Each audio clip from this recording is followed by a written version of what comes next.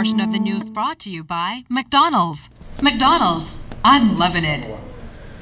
Parliament has voted against a motion to appoint a select committee to investigate matters related to the Rufus oil spill. The motion was put to the House by Fort Charlotte Member of Parliament Andre Rollins, fulfilling a commitment from last week to address the matter.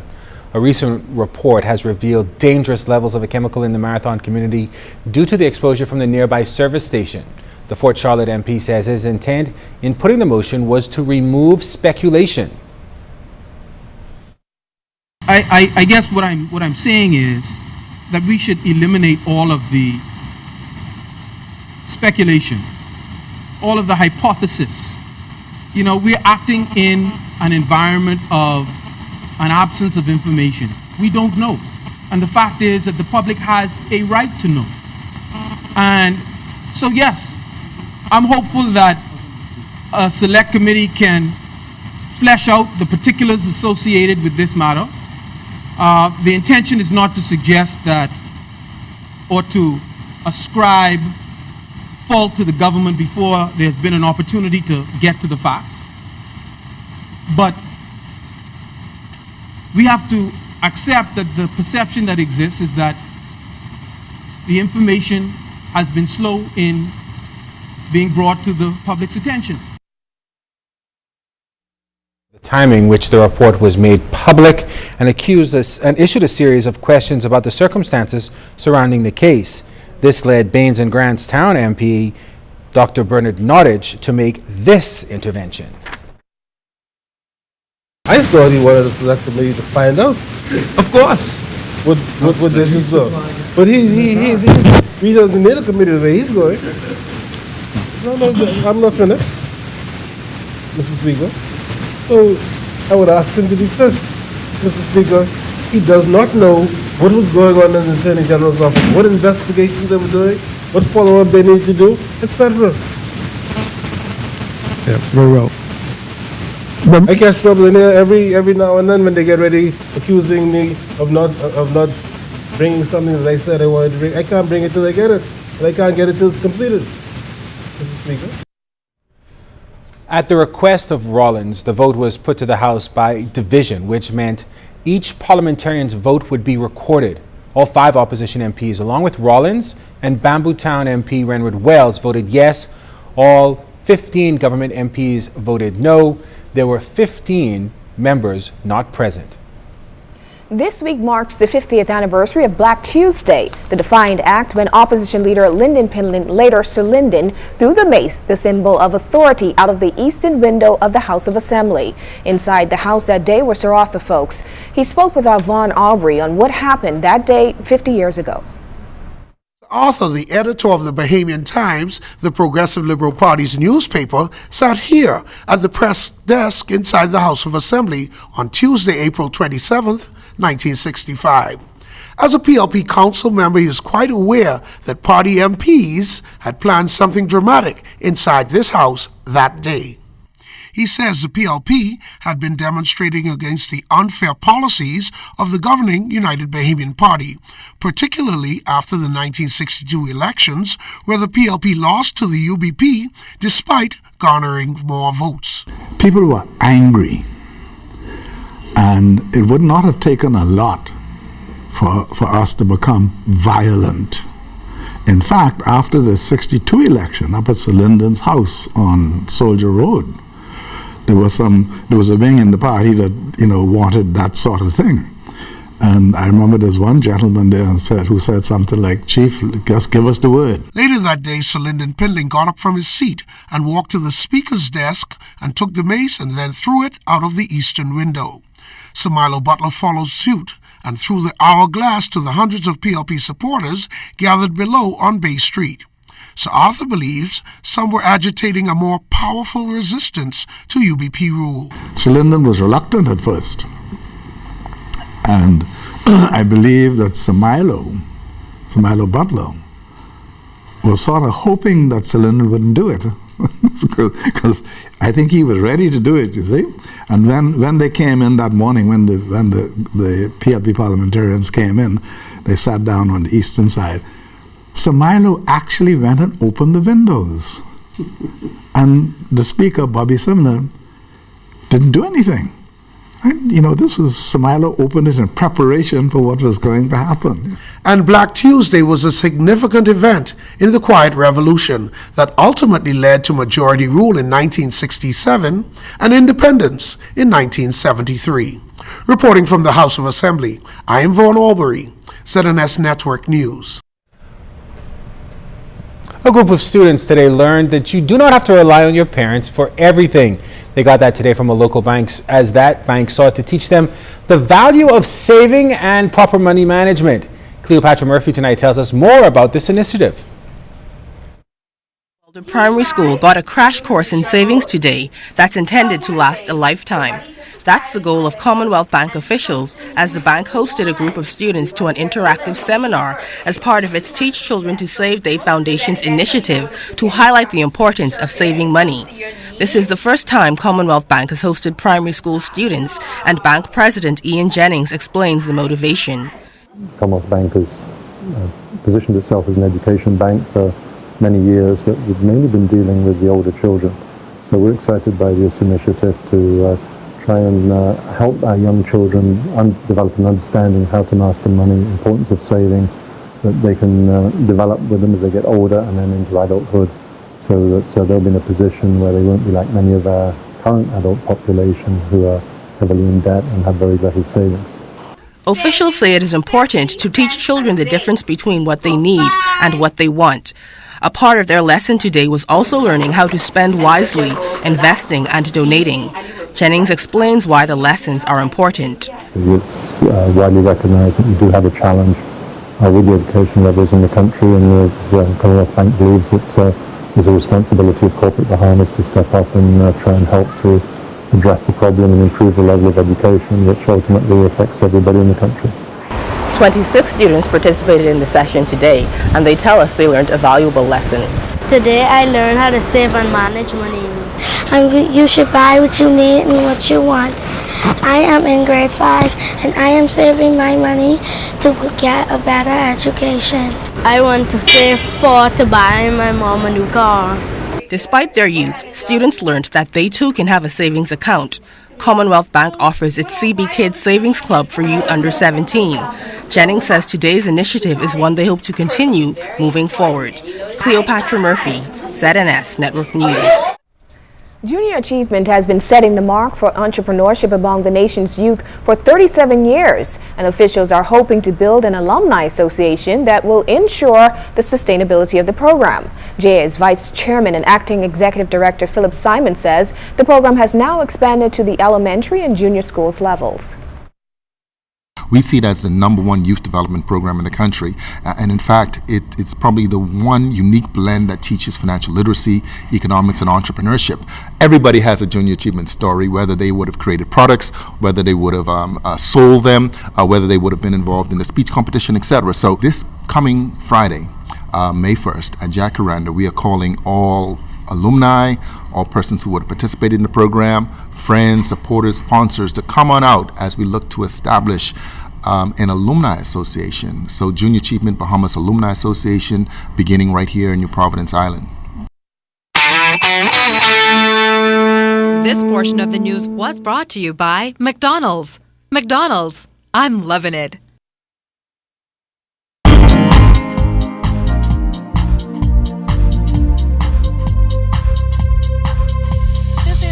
Fidelity Business News, I'm LaDawn Davis.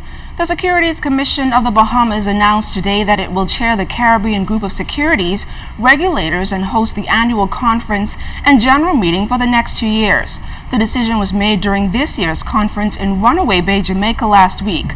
The Bahamas' appointment as chair and secretariat until 2017 was unanimously supported at that meeting. Members of Georgia's and Alabama's Consular Corps met at the Summit Club in Alabama last week to make personal connections and discuss economic opportunities. Monique Vanderpool, Deputy Consul General of the Bahamas at the Bahamas Consulate General in Atlanta, represented the Bahamas at that meeting.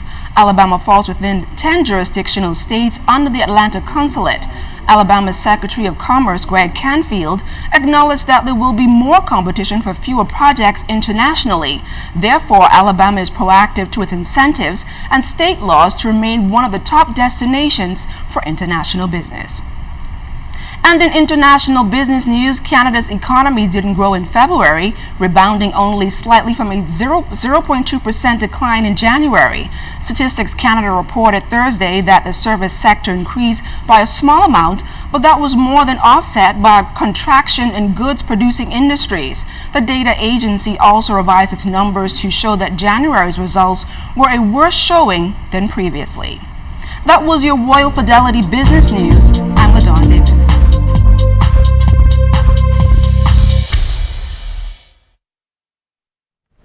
We have breaking news coming into our newsroom right now. We've just confirmed in a statement from the Deputy Prime Minister and Minister of Works and Urban Development, the Honorable Philip Brave Davis, that under the advice of KPMG, the financial advisors, and DNVGL, the technical advisors, the government has now selected a management company, not an ownership company, a management company for the Bahamas Electricity Corporation. And that company will now be overseeing the management of the Bahamas Electricity Corporation, and that will be Power Source International, and it will be the preferred bidder and will manage the new BEC, both generation and transmission and distribution, for a period of 5 years, according to a release coming in from the Honorable Philip Brave Davis. Now, he also pointed out that the protracted and frequent blackouts this week and the last and consistent reminders of the urgent need for some reform in our electric generation, transmission, and distribution center. Now, to point out a few things about Power Source, they're a publicly traded company on the New York Stock Exchange. They're headquartered in Wake Forest, North Carolina, and has a total asset base of $265 million and $156 million in equity from their stakeholders. Now, also, Power Source specializes in utility-scale solar power through one of its subsidiaries. And again, this is what they do in terms of using solar energy. Maybe that is something that they may bring here. However, the release does not spell that out. However, that is a possibility. The government, though, is satisfied that PowerSecure has the technical and financial capacity that is required to manage what the minister is calling the new BEC. They're also satisfied that residents and commercial clients of the new BEC will have the customer experience that we all deserve. Again, this is a developing story, and our ZNS News team will be following this, as this has just been released by the Ministry of Works and Urban Development, and the new management company, making it clear it's a management company and not an ownership of BEC, will now be under the management of Power Secure International out of Wake Forest, North Carolina. Moving on to some other news now. Tickets are now on sale for the first ever Bahamas Junkanoo Carnival. Officials from the Bahamas National Festival Commission made the announcement Wednesday during a press conference at the Ministry of Youth, Sports and Culture. Culture Minister Dr. Danny Johnson made it clear that everything is coming together for the event. We want people to get your tickets. Do not be like World Relays. Do not wait until next week, Wednesday or Thursday, to get your tickets. Get your tickets now. You saw it in Grand Bahama. 20,000 people came onto that site within hours. And we're expecting maybe 80 or 100,000 people every day at this cultural village. So we have that capacity. You do not want to miss this. Please remember, about 250,000 people live in Nassau, so don't get left out. You can buy tickets at BTC flagship locations as well as the Thomas A. Robinson National Stadium when that box office opens after the relays. And a weekend pass is actually $40. VIP viewing will attract a $100 fee. And Minister Johnson has also announced that Mr. Funky Nassau himself, Raphael Munnings, and his son are set to perform at the last day of the event. President of the Carnival Band Owners Association, Dario Torelli, also had big news about costume sales. We need Bahamians on the parade. And of course, now that payday is here, and costume sales are going great. I mean, I'm making costumes day and night now, and bands have made an agreement that we will slash prices in half. So make contact with your band. Go to the Bahamas Junkanoo Carnival website, pick the costume you want, and make contact with the band via email, and make a response. You get a positive response on costumes. We need persons on the parade. Don't get left out, because this is getting exciting. Well, the countdown continues to the IAAF World Relays. A number of the athletes are already in town for the big sports event. So they're not counting me and you? No, we're not on the list. Oh, okay. Said that the track meet will be Bahamazing. That's a phrase that was coined last year and has seemingly caught on. But who coined the phrase? You'll be surprised to know it was a lady by the name of Michelle Summit who works for the IAAF Spikes magazine social media network. Experiencing all of this and then speaking to the athletes who were here, I was talking to Warren Weir from Jamaica and he said it's the best event I've ever been to. Quite a few of the Brits all said it's incredible. So we wanted to really bring that across and that's when we wrote the article after the World Relays and said, right, 6 reasons why the World Relays were incredible. And then we just came up with the title and it's actually, I don't know if you know it over here, but there's a TV show in the UK called X Factor where they always look for singers, and Nicole Scherzinger is on the judgment panel, and she a few years ago had a contestant who was called Jermaine, and every time he sang really well she used to say that was Jarmazing. So he kind of listened to that and that just how we came up with the term Bahamazing, and then you obviously evolved it to Bahamazing. Bahamazing. You know what will be Bahamazing? What? When the Bahamas wins a gold. Yeah. I think they got it this year. I could feel it. Yeah, we'll tell you all about that coming up in sports, but what's next? Family Island News. You're watching the Bahamas Tonight. The Constitutional Commission is reaching out to the religious community, holding 2 forums on the gender equality bills on Grand Bahama Tuesday. The group spoke at the 44th Annual Zion United Baptist District Convention at New Canaan Zion Baptist Church that morning. The commission met with members of Freeport Bible Church that evening. Cleopatra Murphy has more on how the sessions were received. Some members of the religious community on Grand Bahama are showing support for the at times controversial gender equality bills, stating that it is about time inequalities between men and women are addressed. Reverend Osita Henfield, a mother and grandmother whose son and daughter both married foreigners, says it pains her to see that her son's children are considered Bahamian, but her daughter's children are not. I'm glad that now that the government of the Bahamas is now correcting that so that there will be the same provision for Bahamian men and Bahamian women. But I thought the session was timely, and I hope that those who are confused, that they would have some clarity. Pastor Dennis Mizik says he has followed the Commission's educational campaign and believes knowledge is power. While some Bahamians have expressed concerns the bills may pave the way for gay marriage, Mizik says our laws are clear and he supports the intent of the bills.